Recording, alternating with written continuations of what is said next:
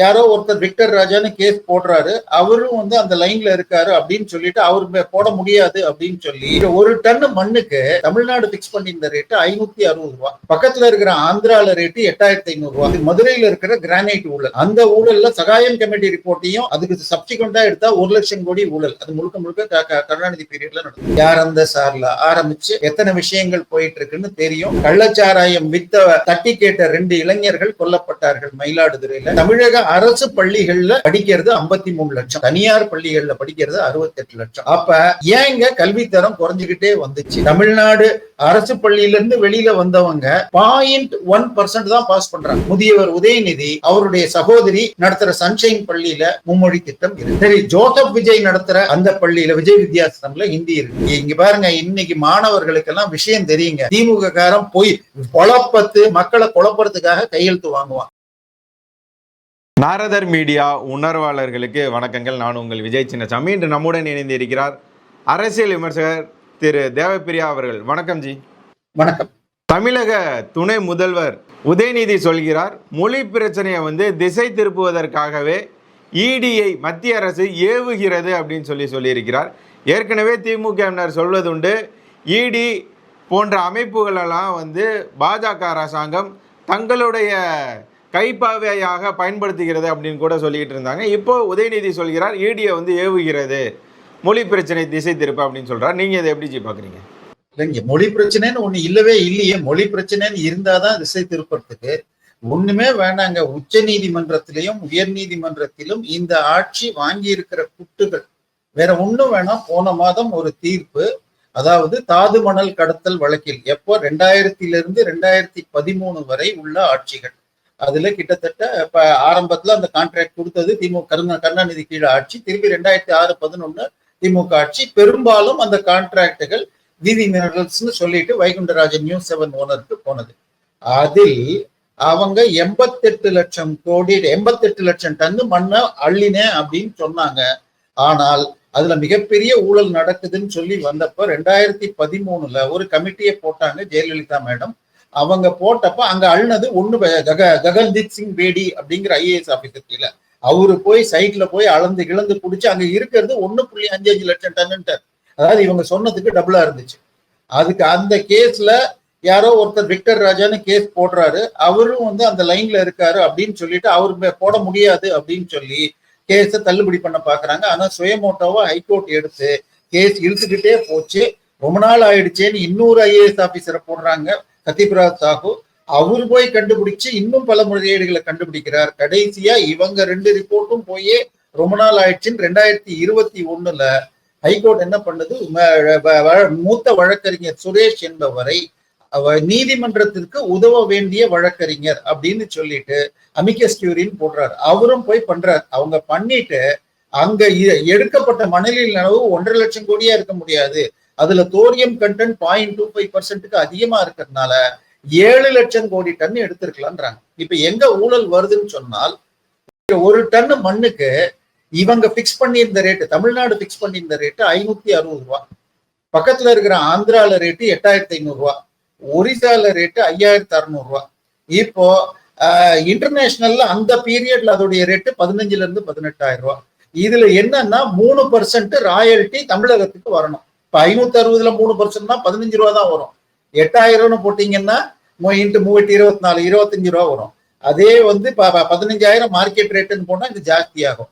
So இதுக்கப்புறம் இந்த IAS ஆபீசர்கள் என்ன பண்ணாங்க, தமிழ்நாட்டுக்கும் ஆந்திராவுக்கும் நடுவுல ஒரிசால இருந்த பிரைஸை வச்சு 5500ங்கிற ரேட்டை பிக்ஸ் பண்ணி அது பிரகாரம் 5600 கோடி நஷ்டம், 5813 கோடி அந்த கம்பெனிட்ட வசூல் பண்ணணும். அத்தோட இல்லாம இந்த வருடங்களில் நடந்த தாது மணல் எடுத்ததை பத்தி CBIக்கு மாத்திட்டு இதுல EDயும் NIAயும் உள்ள வரணும்ன்றாங்க.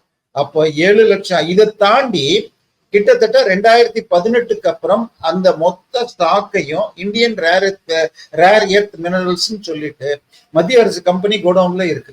ஆனால் 18 லட்சம் டன் வெளியில போயிருக்கு, உள்ளுக்குள்ள திருப்பி 6 லட்சம் டன் வந்திருக்கு. அப்ப திருப்பி எடுத்து திருப்பி எக்ஸ்போர்ட் பண்ணியிருக்காங்க. இது எல்லாம் அணு மின் நிலையம் சம்பந்தப்பட்டது, இந்தியன் சேஃப்டிக்கே பாதுகாப்பானது. இது எல்லாம் தூத்துக்குடி வழியா எங்கேயோ வெளியில போயிருக்கு. இது நடந்தது தூத்துக்குடி, திருநெல்வேலி மற்றும் கன்னியாகுமரி மாவட்டம். இதுல என்ன ஒரு விசேஷம்னா, இந்த தீர்ப்புல இந்த 3 IAS ஆபீசர் கமிட்டியும் ஏத்துக்கிட்டு இருக்காங்க. அப்படியே இன் டோட்டோ கோர்ட்டும் ஏத்துக்குச்சு, தமிழ்நாடும் ஒத்துக்குச்சு. அப்படி பாத்தீங்கன்னா இது மதுரையில இருக்கிற கிரானைட் ஊழல், அந்த ஊழல்ல சகாயம் கமிட்டி ரிப்போர்ட்டையும் அதுக்கு சப்சிக்வெண்டா எடுத்தா 1 லட்சம் கோடி ஊழல், அது முழுக்க முழுக்க கருணாநிதி பீரியட்ல நடந்தது. அதையும் ஏத்துக்கணும். இப்ப அதையெல்லாம் வசூல் செய்யணும்னு வந்து நிற்கும். இத பத்தி எந்த ஒரு மீடியாவாவது பேசிச்சா? பேசல. ஏன்னா இது இவங்களுக்கு பாதிப்பு வரும். சோ அடுத்தது இது மாதிரி எத்தனை தீர்ப்புகள் நான் சொல்ல முடியும் உங்களுக்கு? 41 இது கோயிலில் காணாமல் போன சிலைகளை பற்றிய அந்த வழக்கு ஃபைல் திருட்டு போய் அதுக்கு தமிழக அரசின் சார்பாக உள்துறை செயலாளர் யாரு, நேரடியாக ஸ்டாலினுக்கு அடுத்த பதவியில் இருப்பார், அவரு பதில் கொடுக்கிறாரு. அந்த பதிலை படித்து பார்த்து விட்டு கேஸ் போட்ட என்னுடைய நண்பர் எலிபன் ராஜேந்திரன் சார், அவர் சொல்றதுக்கும் அவருக்கு முன்னாடி அந்த சிலை திருட்ட பிரிவின் டிஜிபி ஏஜிடிபி கொடுத்ததுக்கும் சம்பந்தம் இல்ல. ஒருத்தர் மாத்தி சொல்றாரு. ஏஜிடிபி நாங்க இத்தனை சிலையை கண்டுபிடிச்சோம்னு சொல்றாரு, ஆனா ஒரு அக்யூஸ்ட கூட பிடிக்கல. அக்யூஸ்ட் ஒருத்தரை கூட பிடிக்காம எப்படிங்க சிலையை கண்டுபிடிப்பீங்க? விட்னஸை வச்சு சிலையை கண்டுபிடிக்க முடியாது. விட்னஸ் நான் பார்த்தேன்னு தான் சொல்ல முடியும். ஒண்ணு இந்த வீட்டுல இருந்தது இவங்க அக்யூஸ்டு அப்படின்னு தான் விட்னஸ் வைக்க முடியுமே தவிர இது நம்பிக்கைக்குரியது இல்லைன்னு ஒண்ணு சுப்ரீம் கோர்ட் என்ன சொல்லிடுச்சு, ஒரு மூத்த இது அதிகாரியை ஒரு வாரத்தை நியமிச்சுட்டு ஏப்ரல் முதல் வாரத்தில் எங்களுக்கு அவர் முழு அறிக்கையும் கொடுக்கணும். இந்த ஹோம் செக்ரட்டரி கொடுத்த அறிக்கை தவறு, நாங்க ஏற்கல அப்படின்னு இருக்காங்கன்னா இதை விட மானக்கேடு அல்லது கொஞ்சம் அதிகமான வார்த்தை என்றால் சுப்ரீம் கோர்ட் கொடுத்த சாட்டை என்று சொல்லலாம். ஆனா இத பத்தி எந்த மீடியாலையும் பேச விட மாட்டாங்க. அடுத்தது யார் அந்த சார்ல ஆரம்பிச்சு எத்தனை விஷயங்கள் போயிட்டு இருக்குன்னு தெரியும். கள்ளச்சாராயம் வித்த தட்டி கேட்ட 2 இளைஞர்கள் கொல்லப்பட்டார்கள் மயிலாடுதுறையில. அதுக்கப்புறம் நம்ம புதுக்கோட்டையில ஒரு கல்குவாரி 300 கோடி ரூபாய்க்கு உடைக்கப்பட்ட கல்கள் ஒரு இடத்துல இருக்குன்னு கண்டுபிடிச்சிட்டு சொன்ன ஒரு சமூக செயற்பாட்டாளர் லாரியால ஏற்றி கொல்லப்பட்டார். இதெல்லாம் பத்தி பேச மாட்டாங்க. ஏன்னா மீடியாக்கள் முழுக்க முழுக்க திமுகவின் கொத்தடிமைகளாக அவங்க சொல்றத பேசுறதுன்னு வச்சிருக்காங்க. இப்ப எங்க இருந்து மொழி பிரச்சனைங்க வருதுங்க? மொழி பிரச்சனை இல்லவே இல்லை. ஏன்னா இவங்க கொடுத்திருக்க டேட்டா படியே தமிழக அரசு பள்ளிகள்ல படிக்கிறது 53 லட்சம், தனியார் பள்ளிகள்ல படிக்கிறது 68 லட்சம். அப்ப ஏங்க கல்வித்தரம் குறைஞ்சுக்கிட்டே வந்துச்சு? நீங்க நடத்துற பள்ளியில சேர்க்கறதுக்கு பெற்றோர்கள் பயப்படுறாங்க. நான் படிச்சது 5வது வரைக்கும் ஒரு முனிசிபல் ஸ்கூல்ல தான், அதுக்கப்புறமாக அரசு உதவி பெறும் பள்ளியில் தான் படிச்சேன். என்னுடைய இன்ஜினியரிங் கவர்மெண்ட் பாலிடெக்னிக் கிருஷ்ணகிரி தான். ஆனா என்னுடைய மகளை நான் படிக்க வைக்கிறப்ப அரசு கல்லூரியே நினைக்கல. இன்னைக்கு எனக்கு இன்னும் அடுத்த தலைமுறை யாரும் யோசிக்க மாட்டாங்க. ஏன்? இதுக்கு என்ன காரணம்?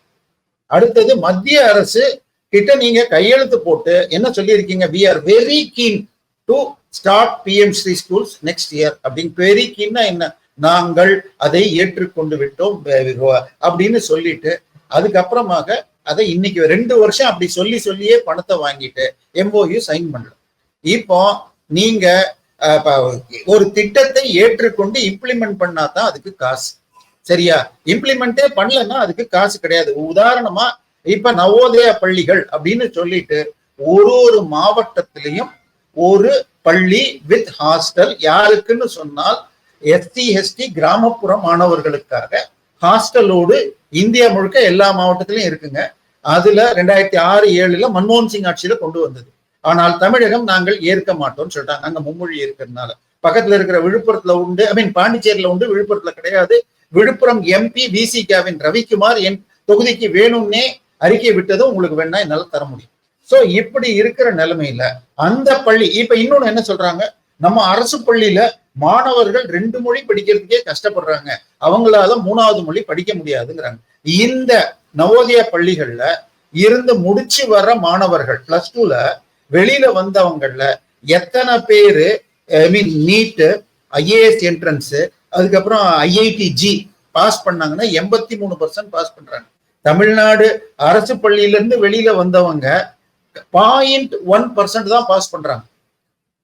சோ மொத்தமே 3ல இருந்து 10 பேர் தான் நீட்டுக்கு முன்னாடி பாஸ் பண்ணாங்க. இப்ப அந்த 7.5% பல பேர் சேர்றாங்க. சோ கல்வித்தரத்தை, அதுவும் சமச்சீர் கல்வின்னு சிதைத்தாச்சு.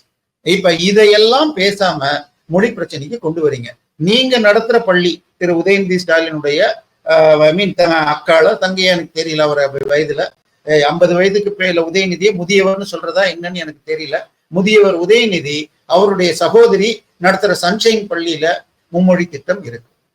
திரு ஆற்காடு வீராசாமியுடைய சகோதரர் நடத்தும் பள்ளியில மும்மொழி திட்டம் இருக்கு. அன்பழகனுடைய மகன் நடத்தும் பள்ளியில மும்மொழி திட்டம் இருக்குது. சரி, ஜோசப் விஜய் நடத்துற அந்த பள்ளியில விஜய் வித்யாசம்ல ஹிந்தி இருக்குது. தொல் திருமாவன் பள்ளியில மும்மொழி திட்டம் இருக்கு. சோ நீங்க எல்லாம் நடத்துவீங்க. இத உடனே கேட்டா சிபிஎஸ்இ பள்ளியில ஆரம்பிச்சதுனால மும்மொழி தேவை அப்படி யாரும் உங்களை சிபிஎஸ்இ ஆரம்பிக்குன்னு சொல்லலைங்க. இன்னும் கூட மக்களுக்கு விளக்கிடலாங்க. 2010 தமிழ்நாட்டுல இருந்த மொத்த பள்ளிகளில் தனியார் பள்ளிகளில் 250 பள்ளி தான் உங்களுக்கு சிபிஎஸ்இ. 2015 அது 500 ஆச்சு. 2020 அது 1000 ஆச்சு. இப்ப 2000 பள்ளி ஆயிடுச்சு. இதை தாண்டி இன்னைக்கும் மெட்ரிகுலேஷன் பள்ளியில இது இந்தி மும்மொழி இல்லைன்னு கதை விடுறாங்க. தனியார் பள்ளிகளில் பெருவானவற்றில் 3ஆம் மொழி படிக்கிறதுக்கு வாய்ப்பு இருக்கு. எனவே தனியார் பள்ளிகள்ல மக்கள் போயிட்டாங்கன்னு உடனே தான் இது உங்களுக்கு உங்களுடைய தோல்வியை காட்டுகிறது. இதனாலதான் என்ன பண்ணாங்க, பிஜேபி கையெழுத்து வாங்குறேன்னு ஒண்ணு பிஸ்கட் கொடுத்து கையெழுத்து வாங்குறாங்க, மிரட்டுறாங்கன்னு பொய் கேஸ் எல்லாம் போட்டுட்டு இருக்காங்க. ஏன்னா நீங்க போய் நீட்டுக்கு கையெழுத்து வாங்க முடியாம எப்படி தவிச்சு அதுக்கப்புறம் நீங்க கையெழுத்து வாங்கின பேப்பர் எல்லாம் சேலம் மீட்டிங்ல வெளியில கடந்துச்சுன்னு நமக்கு தெரியும். உச்ச நீதிமன்றம் இதை எதிர்த்து ஒரு நண்பர் வழக்கு போட்டிருந்தார், மதுரையை சேர்ந்தவர். இங்க பாருங்க, இன்னைக்கு மாணவர்களுக்கெல்லாம் விஷயம் தெரியுங்க. திமுக காரம் போய் மக்களை குழப்பறதுக்காக கையெழுத்து வாங்குவான். நீட் தேர்வெல்லாம் ஒழிக்க முடியாதுன்னு மாணவர்களுக்கு தெரியும் அப்படின்னு சொல்லி உச்ச நீதிமன்ற தீர்ப்பு. எனவே இவங்க தான் டைவர்ட் பண்றாங்க. இப்ப இந்த பிரச்சனையில என்ன நடந்திருக்கு டாஸ்மாக்ல, அது முதல்ல மக்கள் தெரிஞ்சுக்கணும். இது என்னமோ முதல்ல இன்னைக்குதான் தெரியும் இல்லை, எல்லாருக்குமே தெரியும். 10 ரூபா பாலாஜின்னு பேரு வாங்கி அந்த கட்சிக்கு நிறைய போகுதுன்னு தெரியும். ஆனா எவ்வளவு வால்யூம் ஆஃப் பிசினஸ், இதுல எவ்வளவு ஸ்கேம் நடந்திருக்கலாம் முதல்ல ஒண்ணு புரிஞ்சுக்கங்க. நம்ம பேசின உடனே கமெண்ட்ல என்ன பண்ணுவாங்க, இடி ஐடி இந்த ரெய்டு எல்லாம் பண்ணா அதுக்கப்புறம் பிஜேபி ஒன்னும் பண்றது இல்லைங்க அப்படின்னு சில பேர் கமெண்ட் அடிப்பாங்க. ஒன்னே ஒண்ணு புரிஞ்சுக்கோங்க, சிபிஐ, இடி, என்ஐஏ இந்த 3 பேரும் ஒரு எஃப்ஐஆர் தானாக பதிவு செய்ய முடியாது. சரியா? சிபிஐக்கு உள்ள வரணும்னு சொன்னால் மாநில அரசோ அல்லது நீதிமன்றம், உயர் நீதிமன்றம் லெவல்ல தான் சொன்னாதான் சிபிஐ உள்ள முடியும். ஏற்கனவே இருக்கிற ஒரு போலீஸ் கேஸ்ல அதுல ஊழல் இருக்குன்னு எஃப்ஐஆர் இருந்தால் மட்டும்தான் இடி வர முடியும். இப்ப இந்த கேஸ்ல எப்படி வந்தாங்க, ஏன்னா இது 6ஆம் தேதி வந்த அன்னைக்கு காலையில முதல்ல என்ன வந்ததுன்னா, கரூர்ல ஒரு 3 பேர் வீட்டுக்கு வந்துச்சுன்னாங்க. அப்புறம் மத்தியானம் டாஸ்மாக் ஆபீஸ்னாங்க. அப்புறம் பார்த்தா டாஸ்மாக்கு கிட்டத்தட்ட எவ்வளவு சப்ளை ஆகுதோ அதுல 90% சப்ளை பண்றது 3 நாள் திமுகவின் முதல் குடும்பத்திற்கு நெருக்கமான திமுக தலைவர்கள் கம்பெனி, அங்கெல்லாம் ரெய்டு அப்படின்னா. இப்ப இதுல அதுக்கப்புறமாக நான் கொஞ்சம் விசாரிச்சேன் என்னுடைய சோர்ஸ்கள் மூலமாக. என்ன சொல்லிட்டாங்கன்னா, 2016 இருந்து 2025 வரைக்கும் டிவிஎஸ்சில 41 எஃப்ஐஆர் போட்டிருக்காங்க டாஸ்மாக் கடைகளில் ஊழல் நடக்குதுன்னு. அதுல 34 2021 திமுக வர்றதுக்கு முன்னாடி, திமுக வந்த பிறகு 7 தான் போட்டிருக்காங்க. அதுல 7ல நான் ஒரு சாம்பிளுக்காக ஒரு பானை சோற்றுக்கு ஒரு சோறு பதம்னு விழுப்புரத்துல 2021 அக்டோபர்ல போடப்பட்ட அந்த இது எடுத்தேன். நீங்க கூகுள்ல சர்ச் பண்ணி பாத்தீங்கன்னா அது தினத்தந்தியில அந்த பேப்பர் கட்டிங் இருக்கு, நக்கீரன்ல இருக்கு, இன்னைக்கும் ஆன்லைன்ல இருக்கு. நான் உங்களுக்கு முடிஞ்சா ஸ்கிரீன்ஷாட் அனுப்புறேன். அதுல உங்களுக்கு அந்த கடையில ஜானகிபுரம் அப்படிங்கிற அந்த விழுப்புரம் கடையில இவங்க போனப்ப கிட்டத்தட்ட 45,000 ரூபாய் அன்அக்கௌண்டட் கேஷ் இருக்கு. ஆக்சுவல் சேலை விட அதிகமாக இருக்கு. இதை தாண்டி 6.5 லட்சம் ரூபாய்க்கு பில்லுல வராத சரக்கு அங்க இருந்திருக்கு. டாஸ்மாக் கடோன்ல பில்லு போட்டு வராத சரக்கு அங்க இருந்திருக்கு, கேஷும் இருந்திருக்கு. அப்படின்னு சொன்னா பில் இல்லாம எல்லா கடைகளுக்கும் சரக்கு போகுது அப்படிங்கிறது ரொம்ப தெளிவா. அடுத்தது, தமிழ்நாட்டுல ஒரு நாளைக்கு எவ்வளவு பாட்டில் விக்குது. ஏன்னா உங்களுக்கு ரஃபா 45,000 இருந்து 48,000 கோடி கணக்கு காட்டுறாங்க. ஆனால் எவ்வளவு விக்குது அப்படின்னு பார்த்தா, இது எப்படி தெரிஞ்சதுன்னா, இது கூட உயர் நீதிமன்றத்தில் தமிழக அரசு கொடுத்த அபிடபிட். அதாவது பாட்டில்கள் இன்னைக்கும் நீங்க எந்த ஊர்ல தமிழ்நாட்டுல போனீங்கன்னாலும் பஸ் ஸ்டாப்ல இருந்து உங்க வீட்டுக்கு நீங்க ஒரு 200-300 மீட்டர் நடந்து போறீங்கன்னா, மக்கள் குடியிருக்கிற ஏரியானா கண்டிப்பா 10 பாட்டிலாவது பார்க்கலாம். கொஞ்சம் பரபரப்பான ஏரியானா 50 பாட்டில் வரைக்கும் எளிதாக பார்க்கலாம், டெய்லி கிளீன் பண்ணா கூட. இந்த மாதிரி பாட்டில்கள் ஊட்டி கொடைக்கானல்ல இருந்தா மலை சரிவுக்கு போயிடுச்சுன்னா அந்த பாட்டில்கள் உடைஞ்சு அங்க மிருகங்கள் கால்களை குத்துகிறது, யானைகள் மற்றும் சிறுத்தை இந்த மாதிரி அப்படின்னு சொல்லிட்டு ஊட்டி கொடைக்கானல்ல மாத்திரம் பாட்டில நீங்க திருப்பி கொடுத்தா 10 ரூபா திருப்பி தராங்க. இந்த ஸ்கீமை தமிழ்நாடு முழுக்க பண்ணணும் அப்படின்னு ஹைகோர்ட்ல கேஸ் போட்டப்ப எக்கச்சக்க வால்யூம் பண்றாங்க, அதனால முடியாதுன்னாங்க. எவ்வளவு பண்றீங்கன்னு 2-3 தடவை வாய்தா வாங்கின பிறகு ஒரு நாளைக்கு 70 லட்சம் பாட்டில் விற்குது அப்படின்னு கணக்கு கொடுத்தாங்க. ஆனா தமிழ்நாட்டுல எத்தனை பேர் ஆக்சுவலா குடிக்கிறாங்க? கம்பல்சிவ் ட்ரிங்கர்ஸ், அதாவது என்னைக்காவது ஒரு அக்கேஷன்ல நண்பர்களோட குடிக்கிற ஆட்கள் இருப்பாங்க. எனக்கு என்னமோ இந்த நல்ல பழக்கம் எனக்கு வரலைங்க, நமக்கு அந்த வாசனையே ஆவறது இல்லை, பரவாயில்ல. பட் என்னைக்கோ அக்கேஷனல் ட்ரிங்கர்ஸ் இது பண்ணிடுவோம். பட் டெய்லி கம்பல்சரி ட்ரிங்க் குடிக்கலன்னா எனக்கு கை ஆட்டம் வந்துடும் அப்படின்னு சொல்ற மாதிரி ஆட்களே கிட்டத்தட்ட 1.5-2 கோடிங்கிறாங்க. அதாவது 15 வயதுல இருந்து 65 வரைக்கும் இருக்கிற பாப்புலேஷன் 5 கோடி. அதுல 33ல ஒரு பங்கு பேருக்கும் அதிகமாக 1.5-2 கோடி பேர் கம்பல்சிவ் ட்ரிங்கர்ஸ். அப்ப உங்களுக்கு குவார்டர் பாட்டில் கணக்குல போட்டு 70 லட்சம் போட்டீங்கன்னா குவார்டரோட நிறுத்தாம 1.5 பாட்டில் குடிக்கிறாலும் இருப்பான். இதை இல்ல கம்மியா பெரிய பாட்டில் வாங்கி ஷேர் பண்றதும் இருக்கா. ஆனா 70ங்கிறது ஆக்சுவல்ல கூட 1.5 போட்டாலே பாதி கூட வரல. அப்ப கணக்குல காணப்பட்டது 50,000 கோடின்னா கிட்டத்தட்ட இன்னொரு 60-70,000 கோடி ஒரு வருடத்திற்கு பில்லு வராம திறக்கப்பட்டிருக்கலாம். அடுத்தது இப்ப மத்த இங்க பக்கத்துல இருக்கிற கேரளாவாக இருக்கட்டும், தெலுங்கானாவாக இருக்கட்டும், டெல்லியில இங்கெல்லாம் எப்படின்னா end to end tracking software.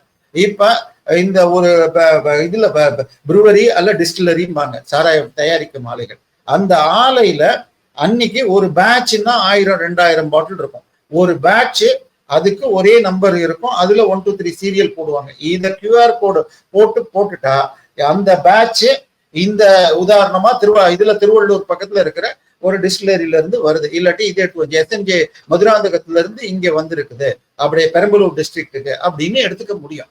அதுக்கப்புறமா அந்த குடோன் 43 குடோன் இருக்கு டாஸ்மாக்கு தமிழ்நாட்டுல. 43 குடோன்ல இருந்து டாஸ்மாக் உடைய நேரடி சேல்ஸ்ல 4800 கடைகள் இருக்கு. இதை தவிர இன்னொரு 1500 கடைகள் தனியார்களுக்கு FL2 சொல்லி எலைட் ஷாப்ஸ், மால்ஸ், இன்னும் மணமகள் மன்றம்னு கொடுத்திருக்காங்க. இதுக்கு எல்லாத்துக்கும் போறதுல பில்லு மூலமா போறது எவ்வளவு, பில் இல்லாம போறது எவ்வளவு. இப்ப பில் இல்லாம போக முடியுமா சார்? நீங்க சும்மா அடிச்சு விடுறீங்கன்னு சொல்லணும். இதுல அந்த கள்ளச்சாராயம் வந்தப்ப திரு ஸ்டாலின் அவர்களே சொன்னார்கள், டாஸ்மாக் பாட்டிலே போலி சாராயங்கள் விற்க சீல் வச்ச பாட்டில கிடைக்குதுன்னு சொல்லியிருக்காரு. திருமாவளவன் பேசியிருக்காங்க. இது எல்லாருக்குமே தெரிஞ்சிருக்குங்க. ஐ மீன் மயிலாடுதுறையில டாஸ்மாக்ல வித்த சரக்கு சாப்பிட்டு அதுல சைனைடு கலந்து 2 பேர் செத்தாங்கன்னாங்க. அது யாராவது கலந்தாங்களா, ஒரிஜினல்ல இருந்துதான் தெரியாது. இதற்கு அடுத்தது குவாலிட்டி ஆஃப் சரக்கு.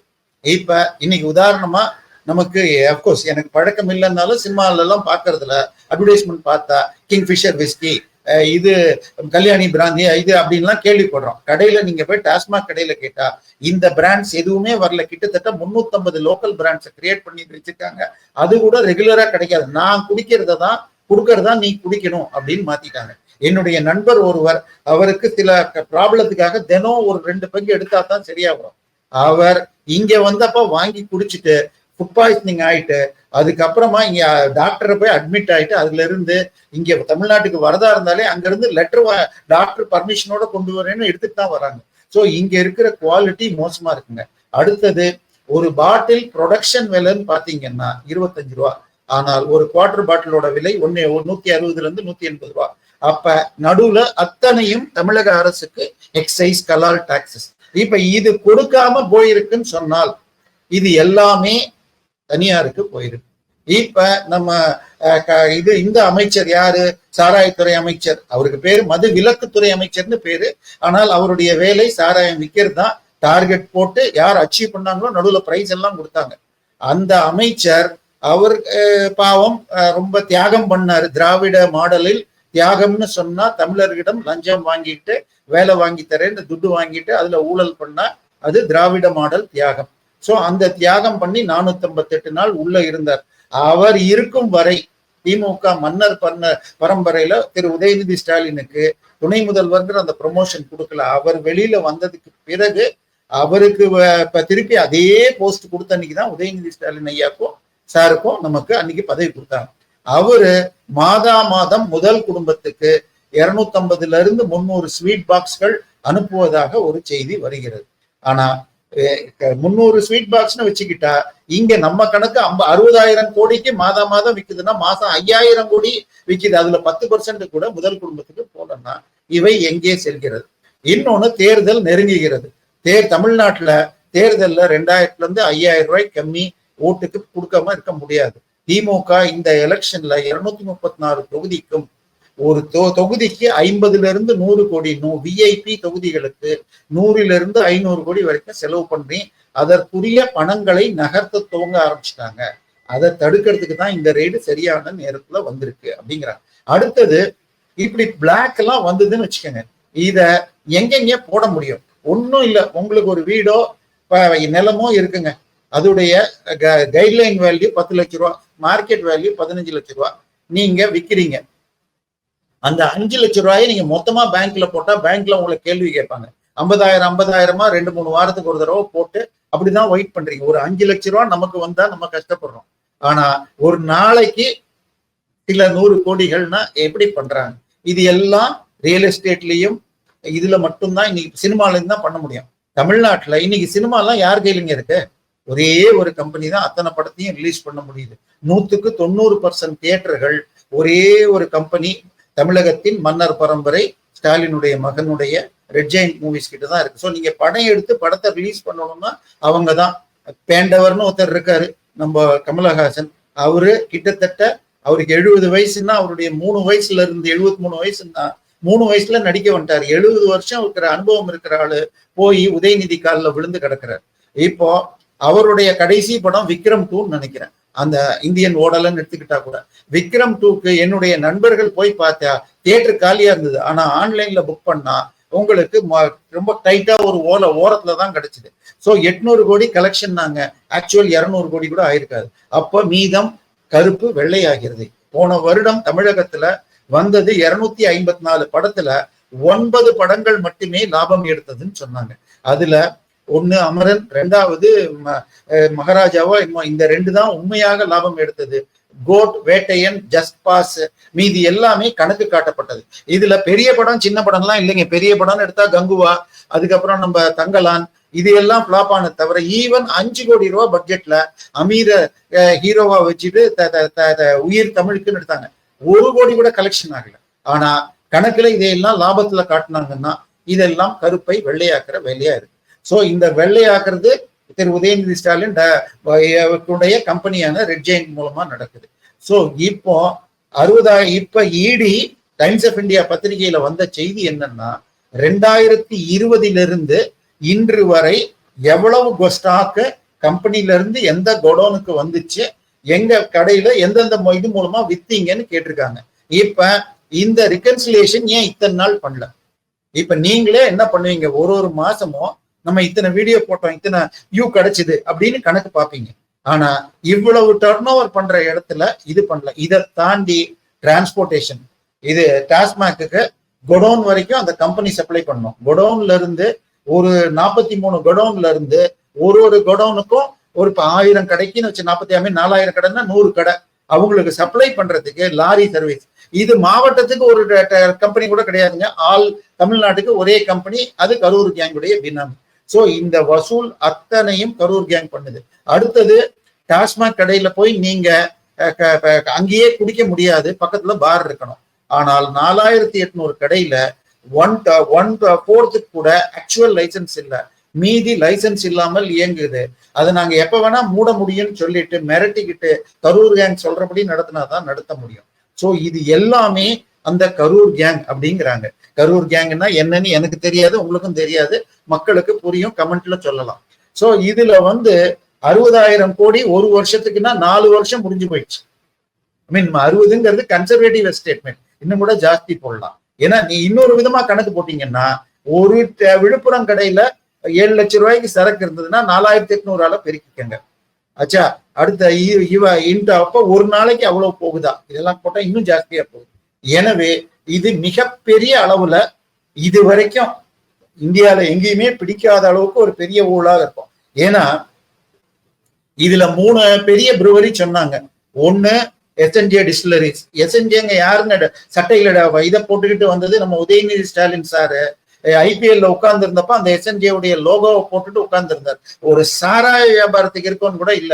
அதே சென்னை சூப்பர் கிங்ஸ்ல விளையாடுற ஒரு பிளேயர் வந்து ஒரு முகமதியர், நான் அதை போட்டுக்க மாட்டேன்னு எடுத்துட்டார். ஆனா இவரு திமுக, அதுவும் யாரு, அவருக்கு எப்படிங்க லைசன்ஸ் கிடைச்சது? எஸ்.என். ஜெயமுருகனுக்கு. அவரு கருணாநிதி எழுதின சினிமாக்கு கதை எழுதி கொடுத்த படத்தை எடுத்தாரு. தியேட்டருக்கு போனா ஓடாதுன்னு நஷ்டப்பட்டு எடுத்தா அவருக்கு சாராய லைசன்ஸ் கொடுக்கப்பட்டது. சோ இப்ப எஸ்.என்.ஜே முருகன் தான் 55 லட்சம் கேஸ் மாசம் விக்குதான். அதுல 18 லட்சம் கேஸ் எஸ்.என்.ஜேல தான் வாங்குறாங்க. இதற்கு அடுத்ததாக இவரு நம்ம ஜெகத் ரட்சகன் சாரை பத்தி சொல்லணும்னா ரொம்ப பெரியவருங்க. உலகத்துல கின்னஸ் ரெக்கார்டுங்க. இந்திய ரூபால இடி ஃபைனாக ஒரே கேஸுக்கு 908 கோடி ரூபாய் ஃபைன் போட்டாங்கன்னா அது ஜெகத் ரட்சகன் சாருக்கு தான். சோ இது அந்த வழக்கு இன்னும் போயிட்டு இருக்கு. அடுத்ததாக இன்னொரு கேஸ் கல்ஸ் டிஸ்டிலரிஸ்னாங்க, அது வாசுதேவன் ஒருத்தருக்கு. இதுக்கு அடுத்தது எல்ஐட்டுன்னு ஒரு பேர் வருது. எல்ஐட்டும் இதுவும் அக்கார்டும் இவரது தான். அதுக்கு அடுத்தது சிவா டிஸ்டிலரிஸ் கோயம்புத்தூருக்கு போனாங்கன்றாங்க. இன்னொன்னு இவரும் டி.ஆர். பாலுவும் நடத்துறார். டி.ஆர். பாலு கனிமொழி 2 பேரும் பார்ட்னராக சேர்ந்து கொண்டு திருவாரூர் சுகர்ஸ்ங்கிற கம்பெனியை எடுத்து அதுல உள்ள ஆலைகளில் சாராயம் தரைப்பது நடக்குதுன்னு சொல்லிட்டு காளியம்மாள் ஒரு பதிவு போட்டிருந்தாங்க.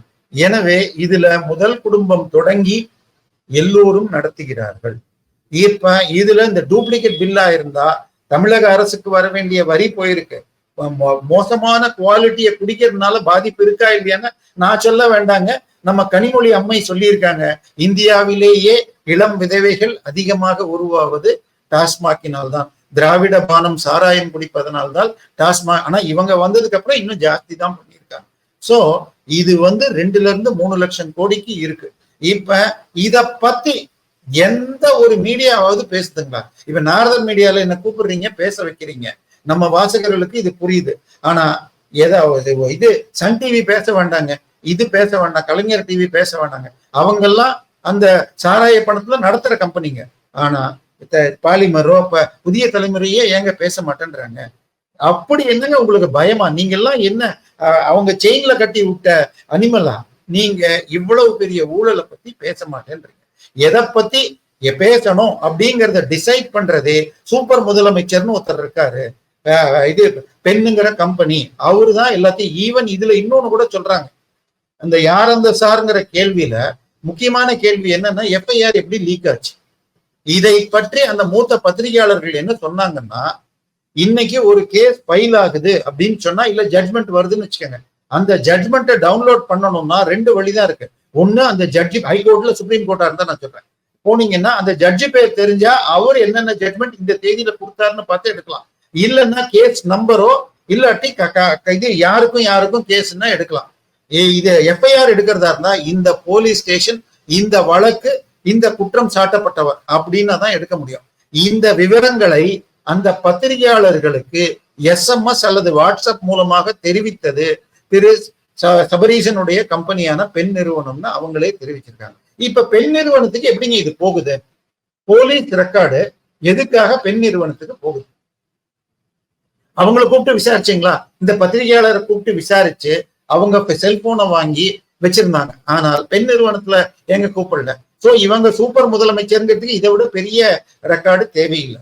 இப்போ ஒரே ஒரு விஷயம் என்னன்னா, இதுவரைக்கும் இந்த ரெய்டு ரொம்ப கரெக்டா போயிருக்கு. ஆனா போன முறை நடந்த ரெய்ட்ல எல்லாம் கூட தண்டனை வாங்கி தரல. திரு அண்ணாமலை அவர்கள் உங்களுக்கு டிஎம்கே ஃபைல்ஸ் 1, 2ன்னு வெளியிட்டார். அதையெல்லாம் ரீச் பண்ணணும். ஏன்னா இது MP எலெக்ஷன்ல திரு மோடி ஐயா வந்தப்போ தமிழகத்தில் நடக்கும் போதை இதையும் முழுமையாக தடுப்பேன், 2வது ஊழல் பணம் ஒவ்வொரு ரூபாயும் தமிழர்களுக்கு மீட்டு தருவேன் இருக்கார். அதற்கு இது மிகப்பெரிய வாய்ப்பாக இருக்கும். ஏன்னா இது 1000 கோடி 2000 கோடி எல்லாம் எல்லாமே சொல்லிட்டு இருக்காங்க. நம்ம கணக்கு ஒரு எஃப்ஐஆர் டிவிஎஸ்சில போடப்பட்ட ஒரு எஃப்ஐஆர் வச்சு பிளஸ் இன்னொன்னு பாத்தீங்கன்னா, உங்களுக்கு முடிஞ்ச ஸ்கிரீன்ஷாட்டே அனுப்புறேன். தமிழகத்தில் இளம் விதவைகள் 18 to 52 வயது வரைக்கும் உள்ள விதவைகளில் இந்தியாவின் ஆவரேஜ் 6.5%, தமிழ்நாட்டின் ஆவரேஜ் 11%, ஆல்மோஸ்ட் டபுள். சோ இதுக்கெல்லாம் காரணம் திராவிட பானம் டாஸ்மாக் தான். அதுலயும் தரப்படுற குவாலிட்டி. சோ இது எல்லாத்தையும் ஐ திங்க் கரெக்டாக அப்படி காலரை பிடிச்சி தூக்கி எடுத்த மாதிரி இது டிமாண்ட் இது பண்ணியிருக்காங்க இடி. இன்னைக்கு வரைக்கும் அவங்க இன்னும் அபிஷியலா என்னன்னு பொறுக்கேன்னு சொல்லல. ஆனா பத்திரிகையில வர தகவல்கள் நம்பிக்கை தருகிறது. அடுத்த ஒரு 15 நாளைக்குள்ள தமிழக அரசு இதற்கு பதில் சொல்லி ஆகணும். இதை பத்தி பேசாம இருக்கிறதுக்காகத்தான் இவங்க மும்மொழி, அடுத்தது என்னது இது தொகுதி சீரமைப்பு இப்படின்லாம் பேசிட்டு இருக்காங்க. ஆனால் மக்கள் மிக மிக மிக புத்திசாலிகள். இது வரைக்கும் 71 இருந்து 2025 நம்ம இருக்கோம். 55 வருஷத்துல கருணாநிதி அவர்கள் முதலமைச்சராக இருந்து 2வது முறை ஜெயிச்சதே இல்லை. மக்கள் தோற்கடிச்சிருவாங்க. 71 ஜெயிச்சார், 77 தோத்தார். 77 இருந்து 89 வரைக்கும் எம்ஜிஆர் உயிரோட இருந்த வரைக்கும் கருணாநிதியால எழுந்துக்க கூட முடியல. 89 ஜெயிச்சார், டிஸ்மிஸ் செய்யப்பட்டது. 91 கருணாநிதியை தவிர அத்தனை பேரும் தோத்து போனாங்க. அந்த அளவுக்கு தோத்தாங்க. 96 ரஜினிகாந்த் ஆதரவோடு ஜெயிச்சாங்க. 2001 தோத்தாங்க. 2006 ஜெயிச்சாங்க, தோத்துட்டாங்க. அடுத்தது இன்னொரு ஸ்டாட்டிஸ்டிக்ஸ். இப்ப உதவி முதலமைச்சர்னு ஒருத்தரை போட்டு வச்சிருக்காங்க. நம்ம சின்ன பெரியவர் உதயநிதி ஸ்டாலின் ஐயா சார. அதுக்கு முன்னாடி இருந்தது இதற்கு முன்னாடி 2 தடவை உதவி முதலமைச்சர்கள் இருந்திருக்காங்க. முதல் முறை 2006-11 ஆட்சியில திரு ஸ்டாலின் அவர்கள் உதவி முதலமைச்சர். 2016-21 காலகட்டத்துல ஓபிஎஸ் அவர்கள் இந்த 2 தடவையுமே ஆளுங்கட்சி தோத்துருக்கு. சோ உதவி முதலமைச்சரை வைத்துக் கொண்டு எலெக்ஷன் வச்சா தமிழ்நாட்டுல ஆளுங்கட்சி ஜெயிப்பதில்லை. எனவே எல்லா டேட்டாஸும் எதிர்ப்பாக இருக்கிறது. விலைவாசி உயர்வுல ஆரம்பிச்சு இத்தனை பிரச்சனைகளை மடைமாற்றுவதற்கு மக்களை டென்ஷன்ல வைக்கணும் அப்படிங்கிறதுக்கு தான் இந்த மும்மொழி இதெல்லாம் கொண்டு போயிட்டு இருக்காங்க. அதனால நேற்றைக்கு நம்ம நிதியமைச்சர் கூறிய தகவலை காட்டி மிரண்டு போயிருக்காங்க. இப்ப ஈவே ராமசாமியாரை பத்தி அத்தனையும் எடுத்து புட்டு வச்சிருக்காங்க. ஆனால் இதையெல்லாம் தாண்டி இடி இந்த ரெய்ட்ல 3 லட்சம் கோடிக்கு மேல ஊழல் நடந்திருக்க வாய்ப்பு இருக்கு. அப்படிங்கிறப்ப இதை முழுசா புட்டி வைக்கணும். இன்னொன்னு அண்ணாமலை சார் ஒரு ட்வீட் போட்டிருந்தாரு. டெல்லியில லிக்கர் ஸ்கேம் நடந்தது, அடுத்தது சத்தீஸ்கர்ல நடந்தது.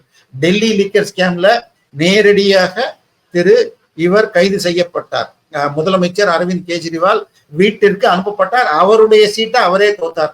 அதே மாதிரி சத்தீஸ்கர்ல உங்களுக்கு அந்த முதலமைச்சர் மற்றும் முதலமைச்சர் மகன் வீட்டுக்கு நேற்று ரெய்டு போயிருக்கு.